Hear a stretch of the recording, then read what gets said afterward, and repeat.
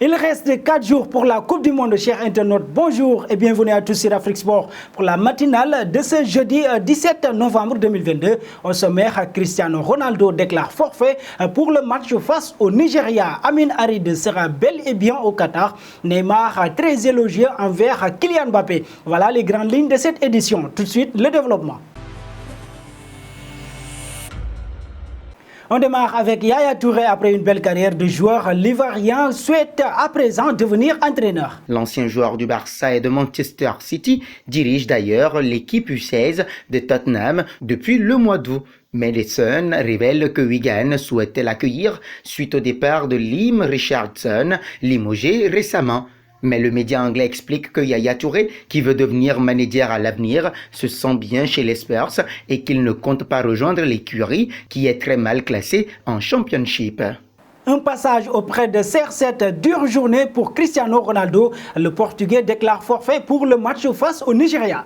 Alors qu'on apprenait tout à l'heure que l'avant-centre des Red Devils n'avait pas pris part à la séance d'entraînement du jour du Portugal puisqu'il souffrait de troubles digestifs, le sélectionneur du Portugal, Fernando Santos, a ensuite confirmé en conférence de presse le forfait de CR7 pour la rencontre amicale face au Nigeria jeudi. Ronaldo a une gastro-entérite, c'est quelque chose qui laisse les joueurs très faibles, ils perdent beaucoup de liquide, ça les fragilise, a expliqué le sélectionneur portugais. Il est dans sa chambre pour se reposer et récupérer. Il ne sera pas prêt, assure le coach portugais. Le quintuple Ballon d'Or sera donc laissé au repos et a désormais un peu plus d'une semaine pour être totalement rétabli pour le premier match du Portugal contre le Ghana le 24 novembre prochain.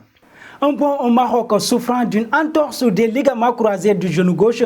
Selon le premier diagnostic, Amin Harid serait remplacé par Jarouri. Selon le premier diagnostic, Amin Harid, blessé lors de la rencontre entre Monaco et l'OM 2-3 dimanche dernier à Louis II, en clôture de la 15e journée de Ligue 1, a été contraint de déclarer forfait pour la Coupe du Monde 2022 au Qatar, qui se déroulera du 20 novembre au 18 décembre. Pour le remplacer, Walid Regragui, le sélectionneur du Maroc, a décidé de convoquer Anas Zarouri, auteur de 6 buts et 2 passes décisives cette saison sous le maillot de Burnley, pensionnaire de Championship.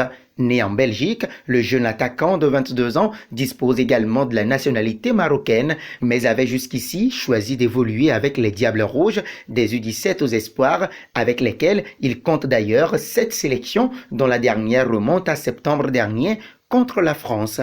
Restons autour du Maroc. Malgré sa blessure, Amin Harid sera bel et bien au Qatar avec le Maroc. À en croire les informations de Soccer 212, l'international marocain accompagnera tout de même le Maroc durant la Coupe du Monde au Qatar. D'ailleurs, le président de la Fédération du Maroc, Fawzi Lekja, a annoncé que le Marseillais toucherait tout de même les primes comme les autres joueurs marocains. Une bonne nouvelle pour Amin Harid qui pourra soutenir ses coéquipiers malgré sa blessure. Cela lui remontera certainement un peu le moral. Filons en France, ceux qui espéraient voir Zinedine Zidane rapidement à la tête des Bleus vont déchanter. Noël Le Graët, le patron de la 3F, n'a pas l'intention de faire appel à l'ancien coach du Real Madrid, ou du moins pas dans les médias. C'est ce qu'il a déclaré ce mercredi sur RMC Sport. Le cacique de la Fédération française a affirmé qu'il n'a encore entrepris aucune démarche en ce sens. Jamais. Enfin, je l'ai vu au Ballon d'Or, mais pas pour parler de l'équipe de France. Cela ne se fait pas. On est dans un métier où tout se sait et donc vous ne pourrez pas aller voir quelqu'un que vous aimez beaucoup sans contrarier celui qui est en place, a-t-il lâché. Le Graët a aussi conclu que s'il soutient et apprécie Deschamps, la relation que les deux hommes entretiennent n'interfère pas dans leur travail. Et nous voici arrivés à l'instant quiz avec 3 indices qui vont permettre de connaître notre joueur mystère du jour. Premier indice, je suis un défenseur de 20 ans évoluant en Allemagne.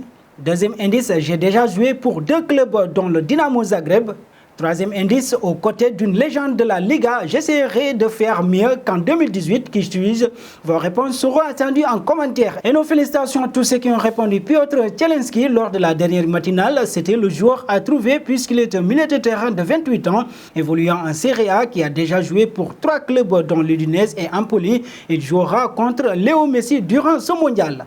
Terminons avec Neymar. Si lui et Kylian Mbappé ont connu quelques moments de tension au Paris Saint-Germain, depuis leur collaboration, les deux joueurs se respectent beaucoup. Le Brésilien a d'ailleurs tenu des propos élogieux envers son coéquipier français dans une interview accordée au Télégraphe. Kylian est un jeune joueur qui a grandi et montré son potentiel et qui a encore beaucoup à faire. C'est toujours génial de jouer aux côtés des plus grands. J'ai toujours préféré ça parce que les chances de gagner sont plus élevées, a déclaré Laure Verde, qui avoue s'éclater en jouant avec Mbappé, mais aussi avec Lionel Messi. Jouer avec lui, Messi et Kylian est un énorme plaisir, assure-t-il. Ce sont deux grands joueurs, Messi étant longtemps considéré comme le meilleur joueur au monde, termine Neymar.